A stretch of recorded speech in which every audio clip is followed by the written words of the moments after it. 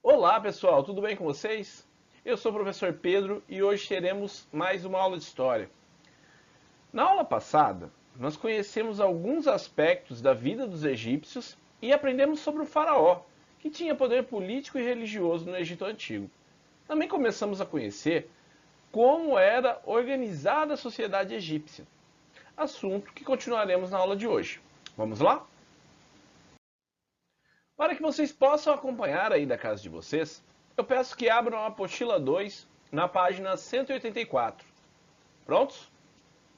Lá vocês encontrarão este título: Será que o faraó fazia tudo sozinho? E vão perceber que é uma pirâmide social, ok? Desta pirâmide social, na aula passada nós conhecemos o faraó e o vizir, e hoje continuaremos a conhecer os grupos que compunham a sociedade egípcia. Prontos? Bom, vamos lá. Aqui, nessa primeira imagem, nós temos um escriba. O que é um escriba, pessoal?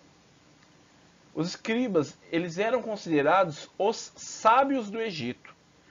Eles guardavam o segredo da escrita. Eram eles que dominavam a escrita no Egito Antigo.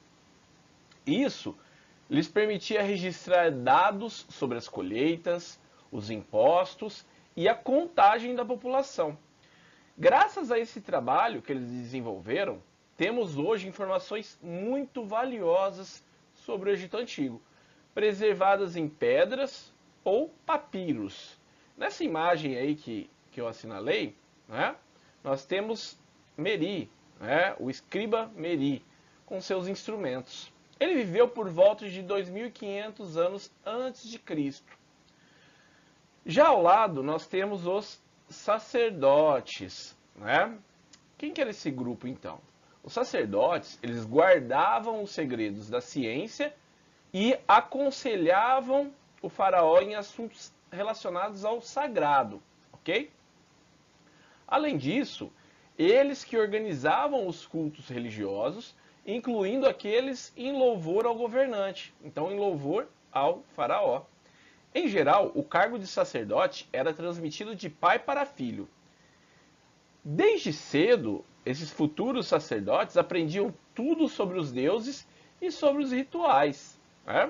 Nessa imagem, temos um sacerdote representado no túmulo do faraó Ramsés IX, que governou no início do século XII a.C. Ok? Nessa imagem, então, seria um sacerdote fazendo uma oferenda. Outro grupo importante que devemos conhecer são os militares. Os militares, eles eram responsáveis por defender o reino contra invasores, manter a disciplina e reprimir pessoas que desobedecessem ordens do faraó. Os chefes militares pertenciam à nobreza, já os soldados pertenciam ao povo. Eles recebiam diversos produtos como pagamento, além de terem a possibilidade de ganhar com os saques realizados em tempos de guerra. Os primeiros guerreiros egípcios lutavam a pé. Já com o tempo, eles desenvolveram técnicas de guerra mais eficientes, passando a utilizar cavalos e bigas. As bigas são carros puxados por cavalos. A pintura dos militares, que vocês podem ver nessa imagem aqui, ela foi encontrada no túmulo da rainha Hatshepsut, há cerca de 1500 anos antes de Cristo, certo? Pessoal, já ao lado nós temos outro grupo importante no Egito Antigo, que são os artesãos. Eles realizavam trabalhos utilizando argila, madeira, metais e pedras preciosas. Eles faziam objetos de cerâmica, joias e instrumentos musicais, entre muitos outros. Bom, havia dois tipos de artesão. Um pequeno grupo morava nos palácios e trabalhava somente para o faraó e sua corte, usando pedras e metais preciosos. Os demais eram moradores das cidades e realizavam trabalhos mais simples, com materiais de menor valor. Nessa imagem, que é uma cópia de um original feito no século XIX, são artesãos fazendo vasos de ouro e prata. A pintura original é do período entre os séculos 16, né, e 13 a.C., ok? Vocês foram percebendo que aos poucos a gente está descendo para a base da pirâmide, tá? Então, era uma sociedade hierarquizada, certo? Agora vamos conhecer um pouco sobre os comerciantes, né? Quem eram os comerciantes no Egito Antigo? Eles praticavam a sua atividade em feiras, que aconteciam tanto nas cidades como nos vilarejos. Os egípcios não utilizavam moedas, tá? As mercadorias eram trocadas por outras do mesmo valor. Na imagem, nós podemos ver aqui, né? Nessa primeira imagem, nós temos uma cena de troca que foi encontrada em uma pintura do túmulo de Panequimém, né? Datada do período entre 1295 a.C. e 1186 a.C., ok? Então, vocês podem perceber que a partir das imagens, né, e de escritos que foram deixados pelos egípcios, nós podemos conhecer mais sobre essa sociedade, ok? Já aqui nessa outra imagem nós temos os camponeses, né? Eles eram a maior parte da população. Na época da vazante, eles se dedicavam à agricultura, cultivando trigo, cevada e outros alimentos. Eles também cuidavam dos rebanhos, ok? Bom, o que mais que podemos saber sobre os camponeses? Durante o período de cheia, né, muitos deles trabalhavam em obras públicas, como a construção de diques, né, a extração de pedras e a manutenção dos sistemas de irrigação. Também trabalhavam nas construções de grandes monumentos, como pirâmides e templos, ok? Nessa imagem, temos camponeses praticando agricultura. Uma imagem que foi encontrada, né, é uma pintura funerária também, tá? Do século 11 a.C., certo? Então, em período de cheia, eles trabalhavam em obras públicas. Quando o rio retornava à sua normalidade, eles trabalhavam em suas margens, né, que estavam fertilizadas com humus, como nós vimos anteriormente, ok? Praticavam então a agricultura. E na base da pirâmide temos os escravizados, que podiam ser egípcios que deviam impostos ao Estado ou estrangeiros prisioneiros de guerra, submetidos a essa condição após guerras, né, campanhas militares. Há registros de aprisionamento de 7.000 habitantes da Núbia, né, que é uma região ao sul do Egito, que foram capturados após uma única campanha, por volta de 2700 a.C.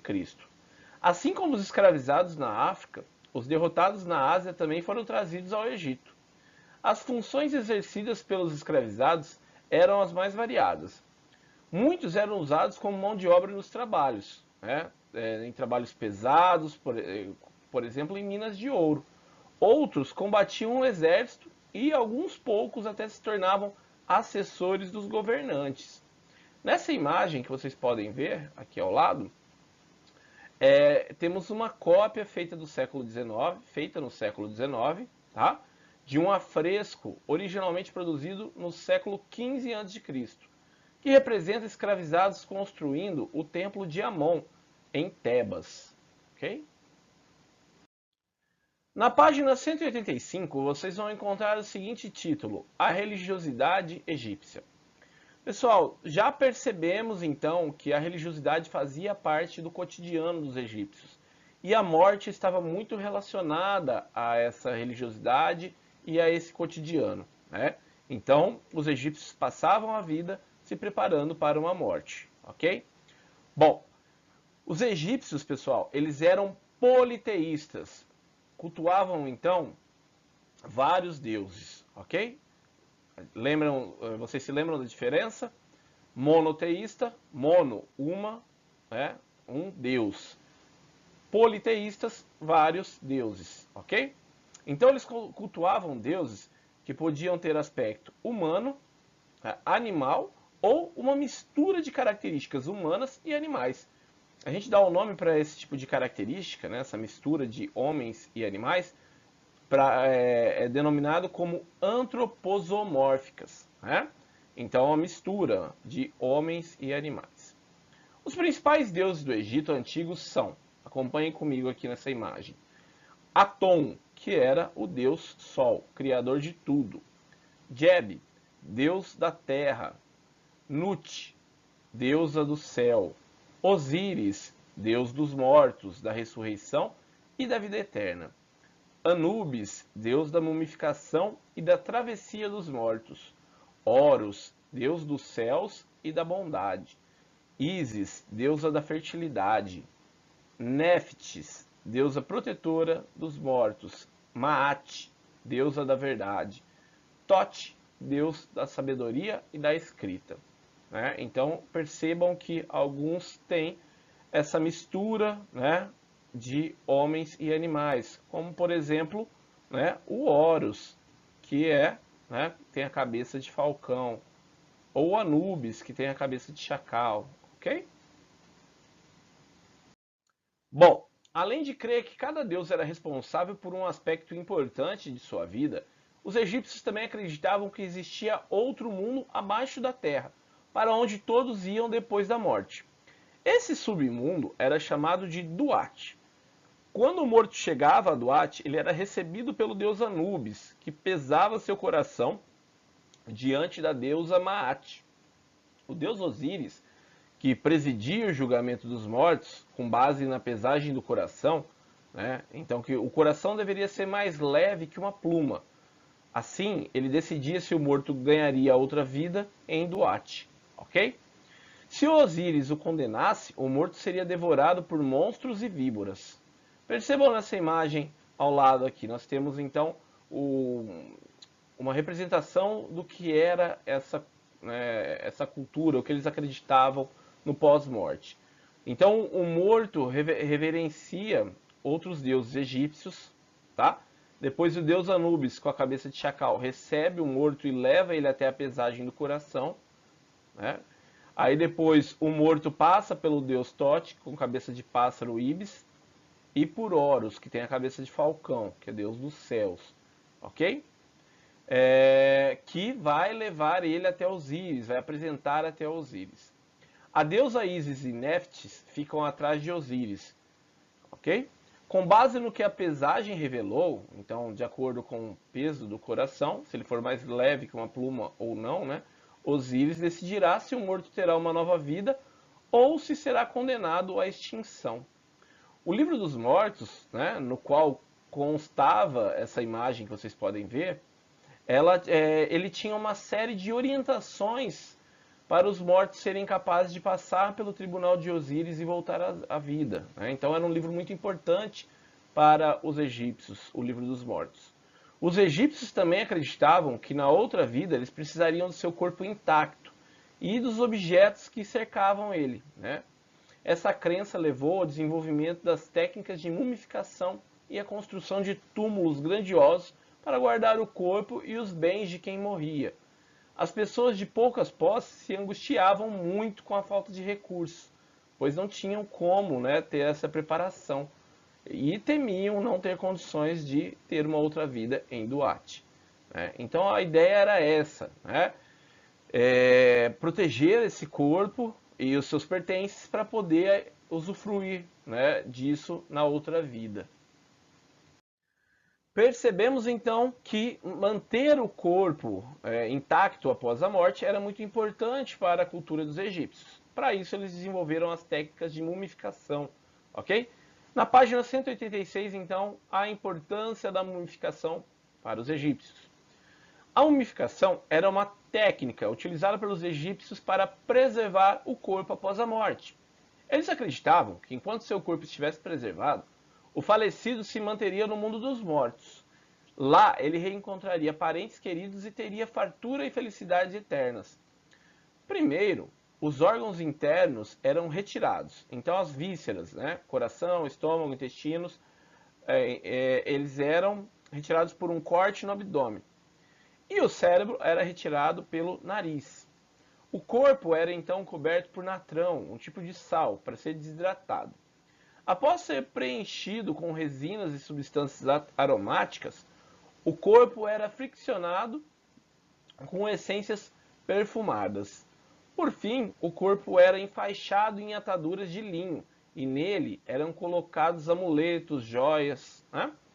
Essa pintura que vocês podem ver aqui ao lado, uma pintura feita entre os séculos 15 a.C.